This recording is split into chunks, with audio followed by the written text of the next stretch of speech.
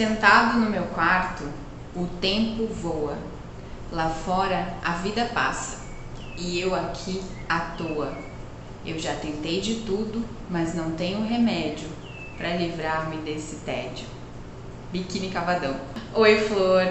Você tá aqui no Alma Jardineira, o canal que te inspira a cuidar do seu jardim interior. E eu comecei citando esse trechinho de música para explicar o que o tédio tem a ver com o sentimento de solidão e o que a solidão tem a ver com a solitude. Nada! Logo, na solitude não temos a presença do tédio. A diferença entre solidão e solitude nem sempre é compreendida. Muitas vezes eu percebo que as pessoas nem conhecem a palavra solitude. Quando eu trago essa proposta, de qual que é a diferença entre solidão e solitude, as pessoas não sabem dizer. E eu tô aqui para explicar qual é essa diferença e o que o tédio tem a ver com tudo isso. Vamos lá? Então é assim, a solidão é uma sensação que ninguém quer sentir. É algo que nos traz a ideia de ser ruim, que desde sempre nós aprendemos que estar em grupo, que socializar, que ser extrovertido é muito mais divertido e muito mais saudável do que estar sozinho. Uma pessoa que vai ao cinema sozinha, por exemplo, que vai a um restaurante sozinha, ela está ali descobrindo o prazer da própria companhia, mas aos olhos dos outros ela pode parecer uma pessoa solitária. Será mesmo? Será que tem diferença entre solidão e solitude? Tem muita diferença. Basicamente, a solitude é o prazer da própria companhia. É a pessoa escolher e valorizar momentos para estar consigo mesma, porque ela gosta de quem ela é, porque ela gosta da própria companhia, porque ela, conectada com sua centelha divina, sabe da vastidão do seu mundo interior e da vastidão de possibilidades de preencher o seu tempo, de se divertir, de descobrir cada vez mais coisas sobre si mesma, porque não tem medo desse mergulho interior, porque é bem resolvida. Geralmente, na solidão, a gente se depara com aspectos nossos que às vezes nem conhecíamos, ou então que tentávamos evitar, como o medo, por exemplo, o medo de estar só. O que significa o medo de estar só? Significa principalmente essa dificuldade de perceber que a gente não está só. Na verdade, a gente está acompanhada da nossa centelha divina. E isso, por si só, já é fonte de muito amor, de extremo amor. E o que mais nós precisamos, então, como necessidade para nos sentirmos completos? Na verdade, na presença da solitude, na presença de nós mesmos, nós não necessitamos de outras coisas. Nós recebemos aquilo que nos é acrescentado, aquilo que através da nossa frequência vibracional elevada, por estar vibrando no amor, na gratidão, na alegria de ser quem é, a gente vibra alto e naturalmente a gente vai se conectar com pessoas que também vibram alto. E aí serão complementos de vidas umas das outras, sejam relações amorosas, sejam relações de amizade. Mas mesmo em relações amorosas, a presença da solitude, ela é importante, porque nada mais é do que a permissão e o espaço para exercermos a nossa individualidade. Não deixamos de ser indivíduos quando nos relacionamos com alguém, quando nos tornamos uma família com aquela pessoa, um casal, ou então uma amizade muito conectada. Continuamos a ter o nosso mundo individual, a nossa individualidade que necessita desse espaço de se manifestar. e que às vezes é muito diferente desse espaço em comum. O respeito a essa questão da solitude é importantíssimo para levar relacionamentos de maneira saudável. Assim, um aprende a respeitar o espaço do outro. Mas quando a gente não é bem resolvida, e eu falo de um lugar hoje de ser, me sentir, me considerar bem resolvida, nesse sentido de estar num relacionamento saudável e de permitir um espaço de individualidade ao meu companheiro, ao meu marido, e ter esse espaço também permitido, promovido, incentivado por ele, né, isso me faz pensar que sou uma pessoa bem resolvida, mas nem sempre fui assim. Eu já fui uma pessoa que detestava a solidão e que me sentia muito sozinha e que na verdade não conhecia esse universo interior. Eu vivia muito num personagem do que eu devia fazer, de como eu devia ser, do que se esperava de mim. E aí, quando eu não estava exercendo aquelas funções que geralmente eram atribuídas ao relacionamento que eu tive, eu não sabia muito qual era o meu papel, qual era a minha individualidade, nem muito bem o que eu gostava de fazer. E aí, aos poucos, depois que eu me divorciei e um pouco antes de entrar no novo relacionamento, que é o que eu tenho hoje, há 4 anos, eu fui descobrindo aos poucos esse espaço que inicialmente pareceu uma solidão bastante dolorosa e que eu praticamente queria evitar a todo custo. Tanto é que entrei num relacionamento logo em seguida, mas mesmo em outro relacionamento eu precisei viver, eu precisei olhar para esse espaço de solidão que existia e que carregava medos diversos, mas principalmente o desconhecimento de quem eu era e a desconexão com a centelha divina. Então, a partir do momento que, com o processo de despertar da consciência, eu fui entrando nesse espaço de receber o que era inicialmente a solidão, de conversar com ela, de deixar que ela trouxesse todos os seus fantasminhas, né? Um deles era a tristeza, outro era o medo do futuro. Eu pude ir curando cada um desses medos e cada um desses pontos negativos que habitavam a minha solidão, que assombravam, na verdade, aquele meu espaço e não me permitiam olhar para o futuro com algum otimismo.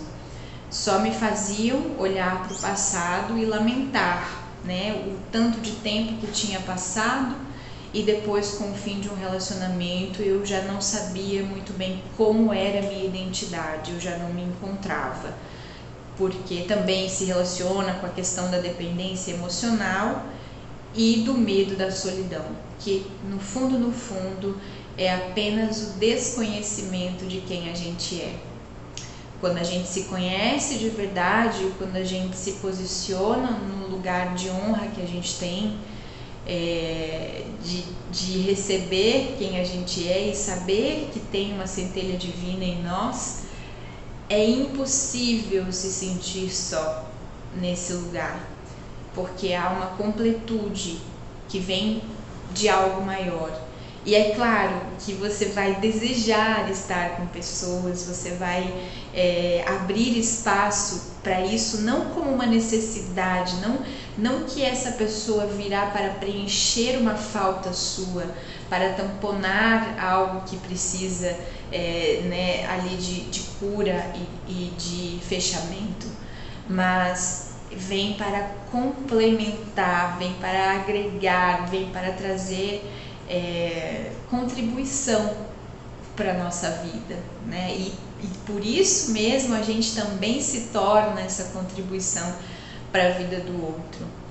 Eu digo que o processo de transmutar a solidão em solitude, ele é um processo altamente desafiador, mas também altamente recompensador.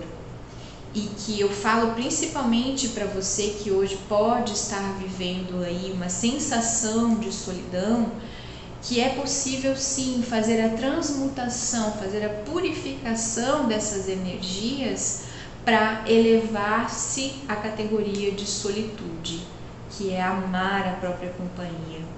A gente só consegue amar a própria companhia, amar quem a gente é de verdade, quando a gente desperta para o Deus que existe dentro de nós, para a centelha divina que está aqui se fazendo presente através do que for sagrado para você.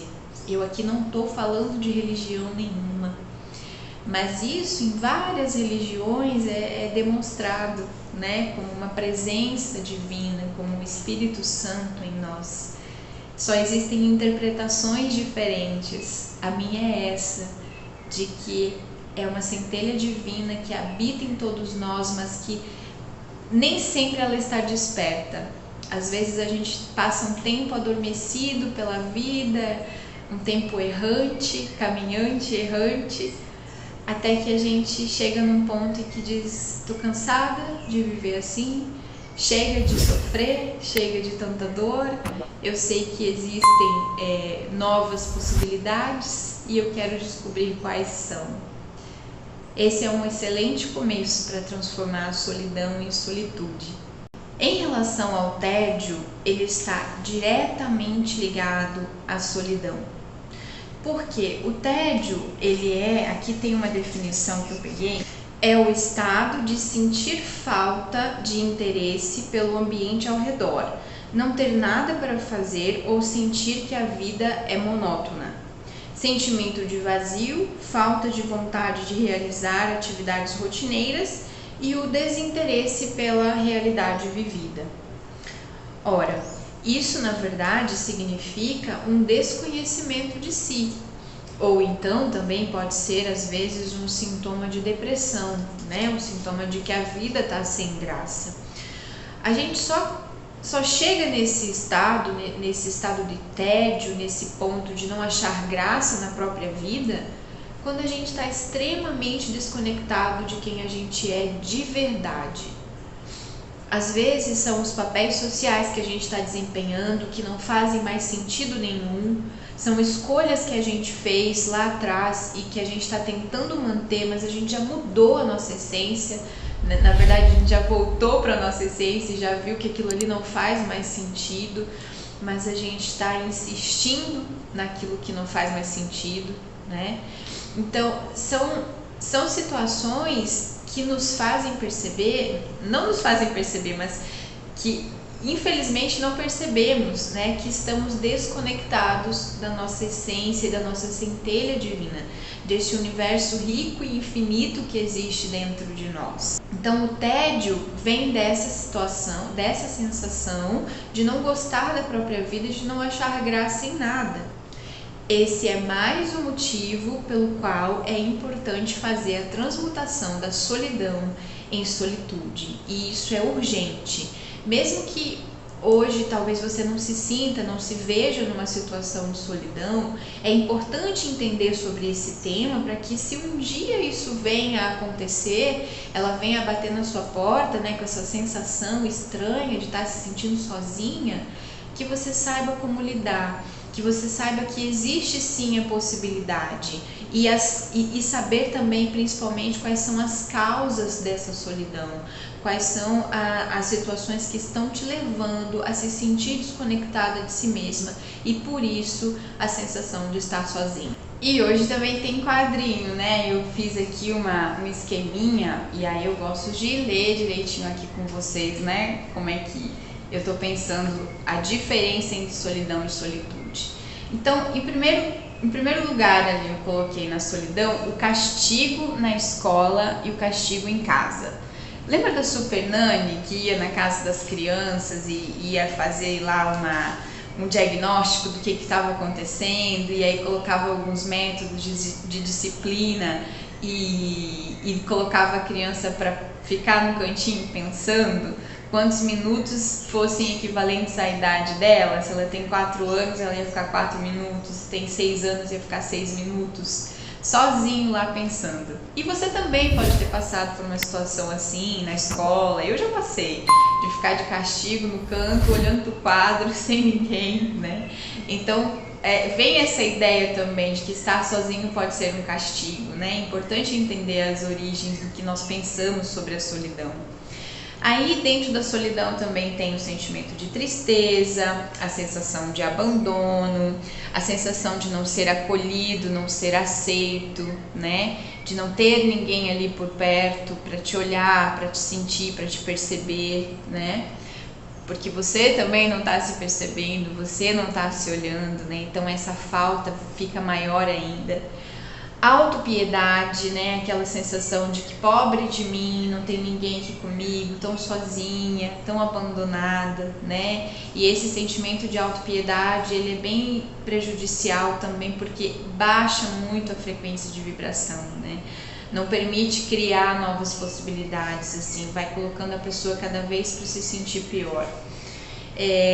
Quem é você quando ninguém está olhando? É uma pergunta importante para ser feita para aquelas pessoas que têm medo da solidão, né? Por que tanto medo de estar só, de estar consigo, de se ver, né? Quem é você quando ninguém está olhando?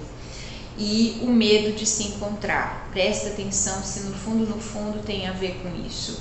Eu tenho uma pessoa que eu atendo, ela está iniciando o processo comigo, assim, 3 ou 4 sessões, e uma das coisas que ela fala é que ela tem medo do mergulho interior, né, dessa viagem no tempo que a gente faz através da psicoterapia, porque ela tem medo do que ela vai encontrar e ela sabe que não tem boas memórias, né, não tem boas experiências vividas, então ela tem muito medo de olhar para isso. Só que quanto mais tempo ela passa evitando de olhar para isso, mais tempo ela se torna vítima dessa solidão, né? E desse medo que ela tem, das próprias feridas que estão visivelmente abertas, evidentemente abertas.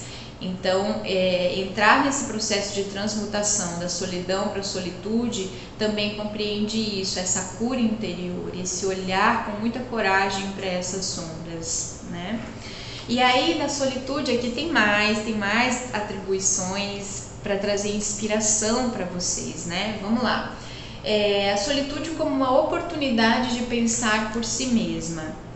Já parou para pensar que precioso que é isso? Você poder estar com você mesmo, com o seu livro, com o seu caderno escrevendo, ou assistindo o seu filme e ter a sua própria opinião, né? Pensar por si mesma, pensar e refletir e respeitar o fluxo do seu pensamento, isso é muito importante. Acho que todos nós deveríamos exercitar esse momento. Às vezes não é possível, porque se a gente está sempre com alguém, se a gente está sempre na companhia de alguém, qual é o tempo que a gente tem de pensar pela gente mesmo, né?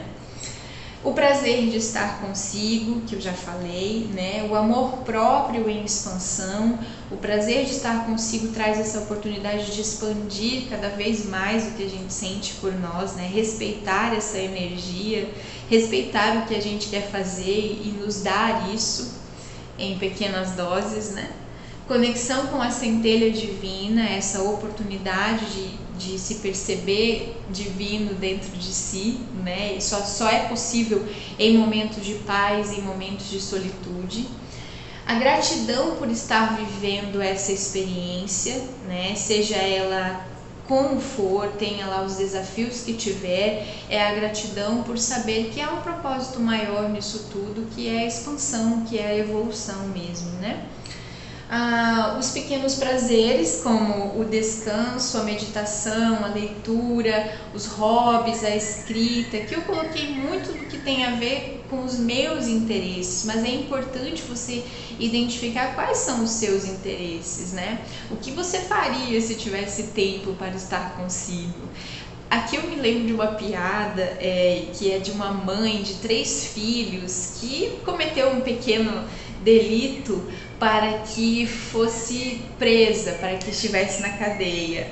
E é uma piada, é uma esquete, né? E que vai o repórter entrevistar ela ali atrás das grades, e lá ela conseguiu levar os livros, os discos, o crochê, o bordado. E aí o repórter pergunta para ela: e aí, você está querendo ir para casa? Quando será que você vai sair? O que você tem a dizer? Os seus filhos e tal? Aí ela fala assim, olha, eu acho que eu posso ficar aqui mais um tempo, porque eu quero ler aquela pilha de livros, eu quero escutar aquele disco que eu ainda não escutei, né? Então ela fala sobre esse tempo para ela, que ela não queria ir embora, não queria ir para casa, porque sabia que em casa ela não ia ter tempo para ela. E aí quando a gente vive a experiência da maternidade, a gente sabe o quão importante é ter esses momentos de solitude, né? Porque é o furacão, a gente estar ali no meio do furacão e sem tempo de se ver, né? Aqui, saber que é condição estrutural humana nascer só e partir só. Então, muitas vezes o medo da solidão tem a ver com isso, tem a ver com medo da gente olhar para a nossa própria finitude e saber da solidão que é a nossa experiência. Que bom que ao longo da jornada nós podemos encontrar pessoas com as quais a gente se conecta e viver experiências interessantes e lindas e agradáveis e de aprendizado, né, também. Mas em essência a gente vem sozinho e a gente vai sozinho. A nossa experiência ela é solitária por si só. Mas aí é que tá, essa solidão não precisa ser ruim, ela não precisa amedrontar. Se a gente tem essa consciência, aí sim é que a gente valoriza mais a nossa vida e as companhias quando elas estão perto de nós. E a nossa própria companhia também, né? Só eu vivo a minha experiência, então é isso, essa questão da individualidade e do receio e do medo que algumas pessoas têm de olhar para isso e olhar talvez para suas insatisfações e se dar conta disso e ter que prestar conta para si mesmo de suas escolhas. Por isso que algumas pessoas evitam ao máximo ficar sozinhas para que não escutem os próprios pensamentos, né? Mas eu tô aqui para te encorajar, para dizer que esse processo ele é árduo, ele é delicado, ele é doloroso, mas ao mesmo tempo ele é balsâmico também. Ele traz um alívio de saber que a gente não tá sozinho em coisa nenhuma, que tá tudo bem, tá tudo certo. E quanto mais amor a gente consegue ativar em nós, mais presença a gente sente, mais presença de Deus em nossa vida, e seja lá como você queira chamar. Eu chamo Deus de vários jeitos, né? Centelha Divina, Universo, Pachamama, Mãe Natureza, é o que você desejar chamar. Certo? Bom, espero que tenha contribuído para você entender a diferença entre solidão e solitude e para você perceber que quando o tédio estiver chegando aí, o que isso quer dizer, que mensagem está passando e como que você pode se reconectar e se agradar novamente da sua própria vida, né? Gratidão por estar aqui, curte esse vídeo, compartilha, toca o sininho aqui para as notificações, essas mensagens todas, né? Tchau! Até a próxima!